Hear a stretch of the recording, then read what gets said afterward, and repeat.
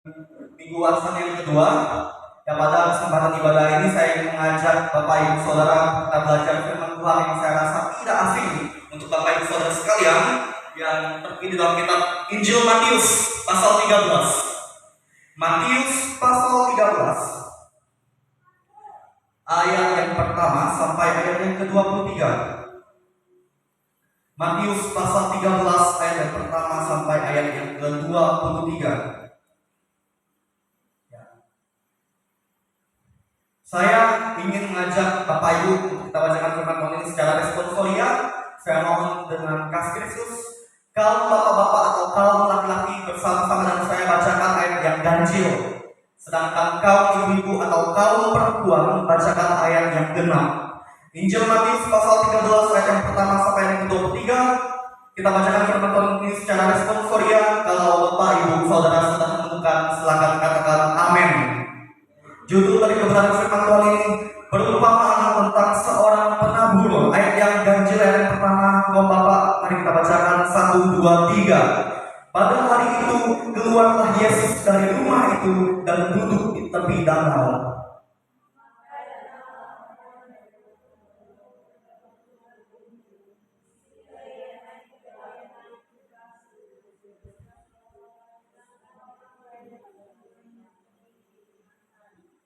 Dan ia mengucapkan banyak hal dalam perumpamaan kepada mereka.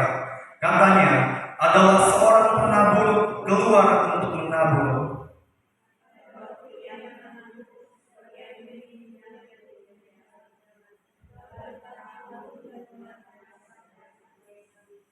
Sebagian jatuh di tanah yang berbatu-batu, yang tidak banyak tanahnya, lalu benih itu pun segera tumbuh karena tanahnya tipis.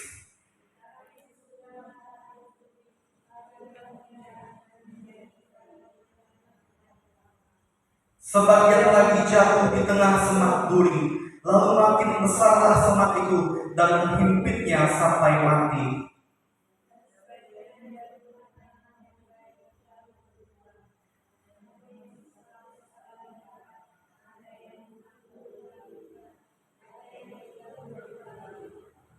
Siapa bertelinga, hendaklah ia mendengar.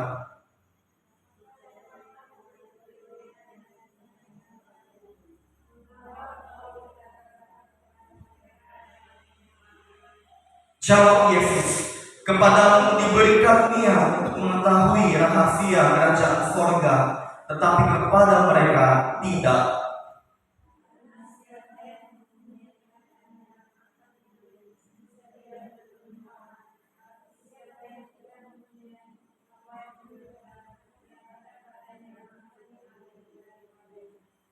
Itulah sebabnya aku berkata-kata dalam perumpamaan kepada mereka, karena sekalipun melihat, mereka tidak melihat, dan sekalipun mendengar, mereka tidak mendengar dan tidak mengerti.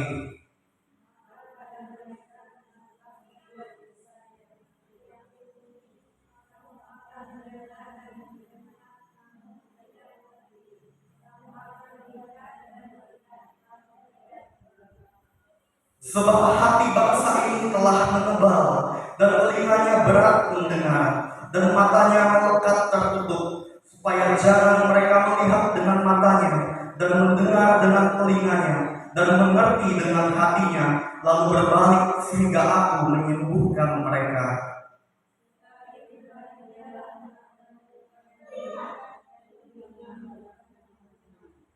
Sebab aku berkata kepadamu, sesungguhnya banyak nabi dan orang benar ingin melihat apa yang kamu lihat, tetapi tidak melihatnya, dan ingin mendengar apa yang kamu dengar, tetapi tidak mendengarnya.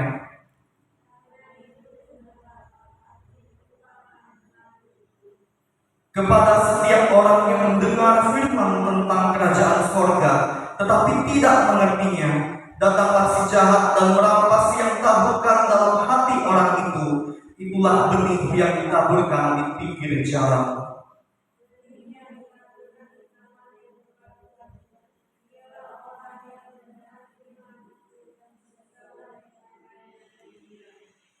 Tetapi ia tidak berakar dan tahan sebentar saja. Apabila datang penindasan atau penganiayaan karena firman itu, orang itu pun segera murtad.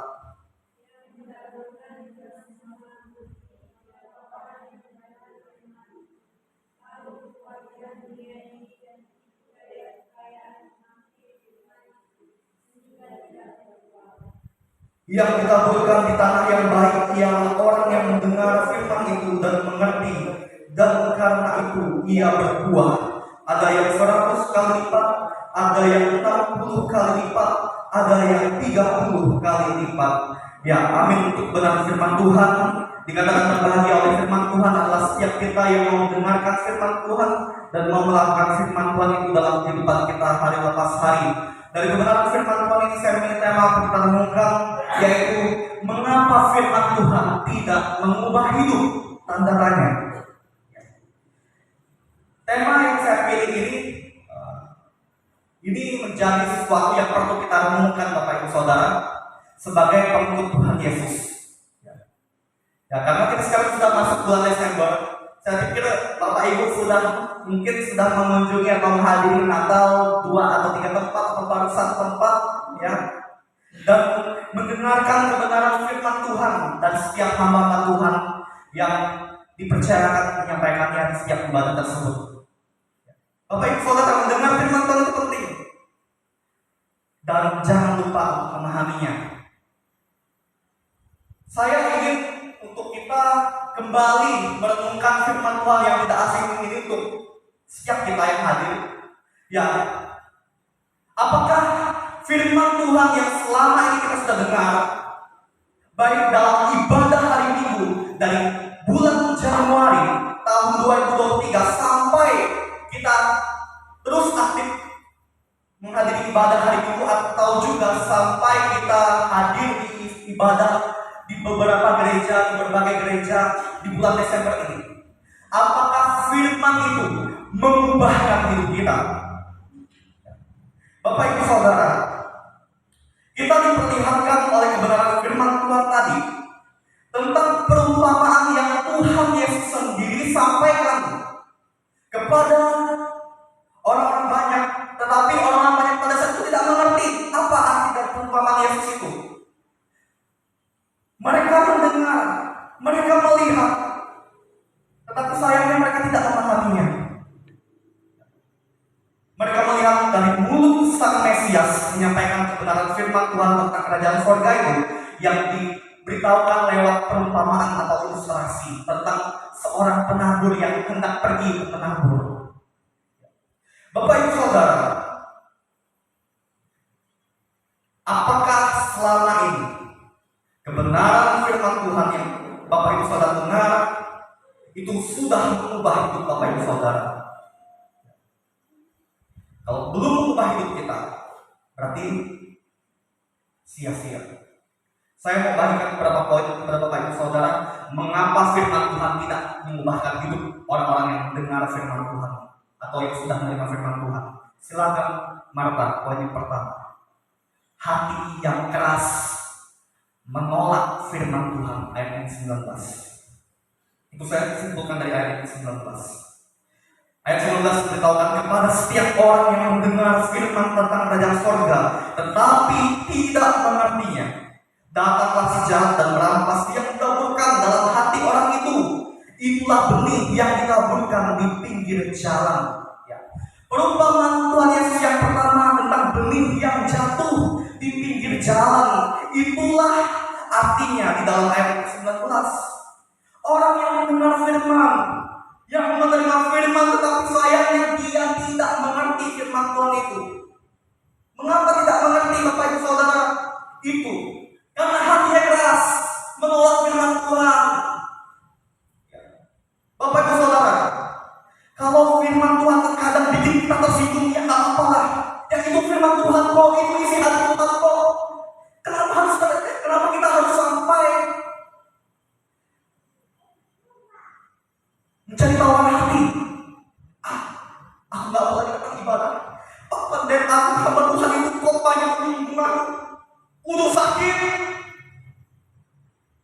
Itulah keras. Bapak Ibu Saudara,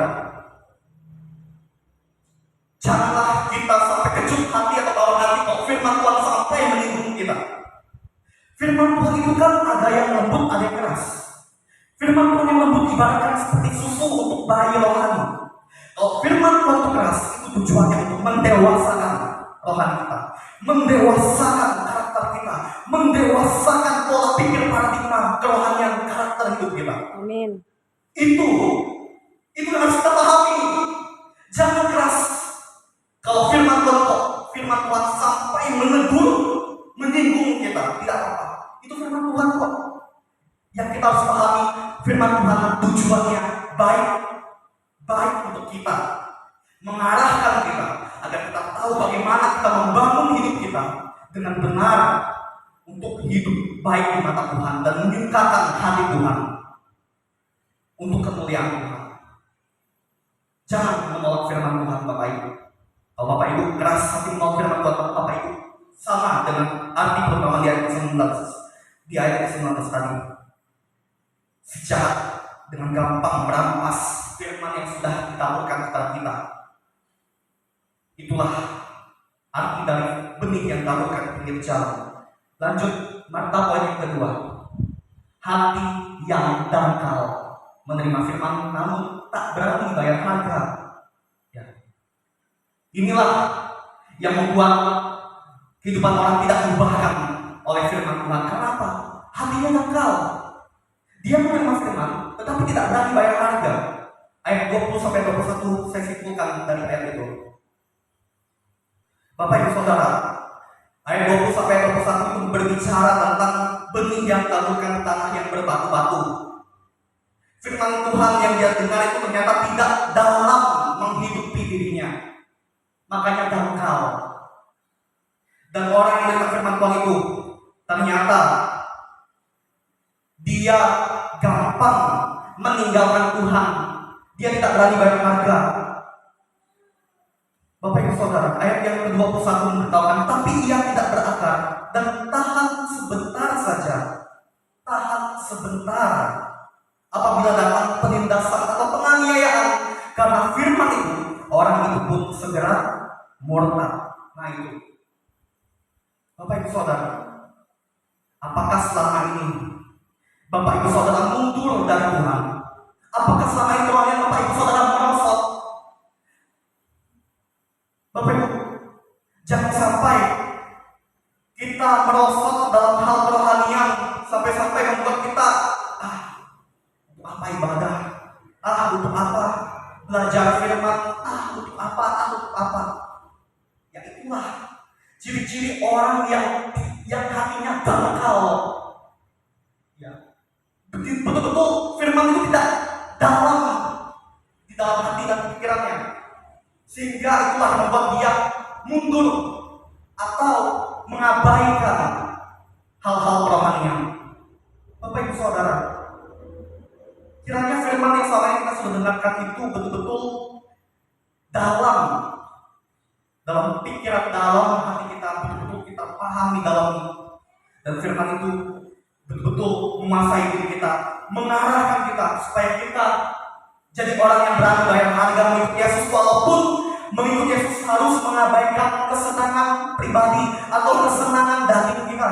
Walaupun mengikuti Yesus, melakukan kebenaran firman Tuhan itu, kita harus lepaskan apapun yang selama ini menjadi zona nyaman kita. Nggak apa-apa.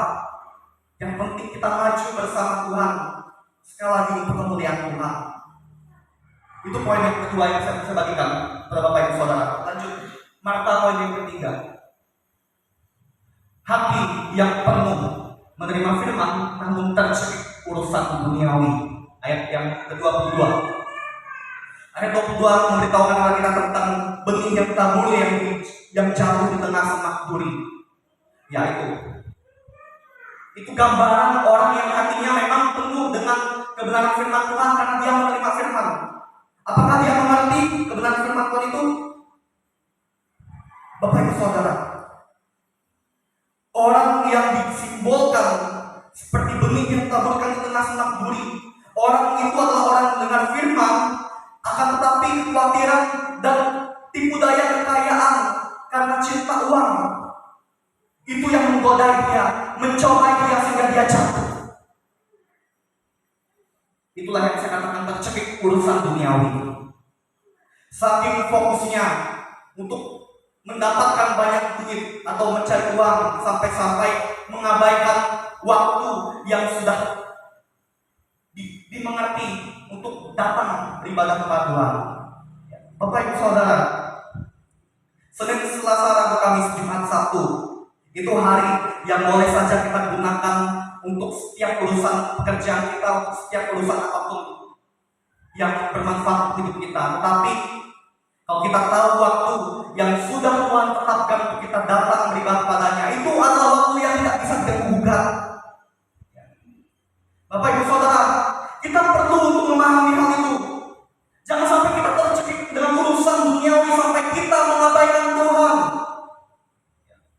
Kalau jadi orang Kristen, yang ilustrasi menarik saya pernah dengar dari hamba Tuhan seperti kapal selam. Ketika Natal, kapal selam itu muncul. Ya, ketika Natal kapal selamnya muncul. Ketika Januari, kapal selamnya masuk ke dalam air lagi. Paskah muncul lagi kapal selamnya. Itulah gambaran orang Kristen Natal, dan juga napas Kristen Natal Paskah. Kita nggak bisa Kristennya Natal Paskah, Bapak Ibu. Sia-sia aja kita dengar firman selama ini kalau firman tidak sampai mengubah kita untuk mengerti. Kita perlu jadi orang Kristen yang tidak hanya Kristen Natal atau Kristen napas Natal Paskah saja munculnya, tetapi kita perlu selalu meluangkan waktu kepada Sang Pemilik hidup yang selalu memberkati kita dengan nafas kehidupan, yang selalu memberkati kita dengan kesehatan, yang selalu memberkati usaha kerjaan kita sehingga kita berhasil memperoleh rezeki. Itulah yang menjadi alasan-alasan mengapa kita perlu lebih dekat beribadah menyembah Tuhan. Bapak Ibu Saudara, sadarilah itu. Jangan tercekik dengan urusan duniawi sehingga kita sampai mengabaikan Tuhan. Seharusnya kalau kita sudah ingat Natal beberapa waktu ini, itu menjadi suatu taburan kebenaran yang semakin memperkuat komitmen kita untuk semakin lebih aktif, giat, tekun beribadah kepada Tuhan di gereja ini, dan juga mau aktif dilibatkan dalam pelayanan apapun di gereja ini. Itu baru membuktikan firman itu mengubahkan hidup kita. Dan tidak sampai itu saja, ketika kita mau bayar harga dengan rela hati, dengan rendah hati melakukan kebaikan, menolong orang-orang yang ada sekitar kita, mengasihi sesama kita, itu juga adalah bagian pelayan, dan itu juga adalah penyembahan kepada Tuhan. Penyembahan tidak hanya sekedar kita nyanyi di dalam gereja atau mengangkat tangan sampai menangis dan mencucurkan air mata, meneteskan air mata. Penyembahan tidak hanya itu saja, tetapi ketika kita keluar dari gereja ini, kita berdampak bagi keluarga, menjadi berkat bagi keluarga kita, menjadi terang bagi tetangga kita, menjadi berkat bagi orang-orang di lingkungan tempat kerja kita. Maka itu juga adalah penyembahan kepada Tuhan. Itu juga adalah pelayanan kepada Tuhan. Jadi tidak hanya dalam gereja saja, Bapak Ibu. Di luar gereja kita juga harus berdampak. Sehingga itulah bukti firman telah mengubahkan hidup kita. Bapak Ibu Saudara yang dikasihi Tuhan Yesus, apakah Bapak Ibu Saudara belajar sesuatu dari firman Tuhan ini? Tuhan tidak menghendaki kehidupan kita seperti benih yang ditabur di pinggir jalan. Tuhan tidak menghendaki kita seperti benih yang ditaburkan di tanah yang berbatu-batu. Tuhan juga tidak menghendaki kita digambarkan seperti benih yang ditaburkan di tanah yang bersemak duri. Tetapi Tuhan menghendaki kepada setiap kita di dalam ayat yang ke-23, kita adalah tanah yang baik.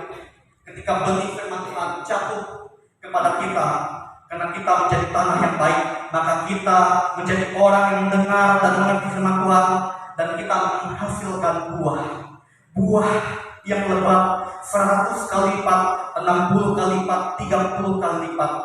Itulah yang Tuhan kehendaki. Firman Tuhan hari ini mengajarkan kita, marilah kita menjadi tanah yang baik. Tanah yang baik.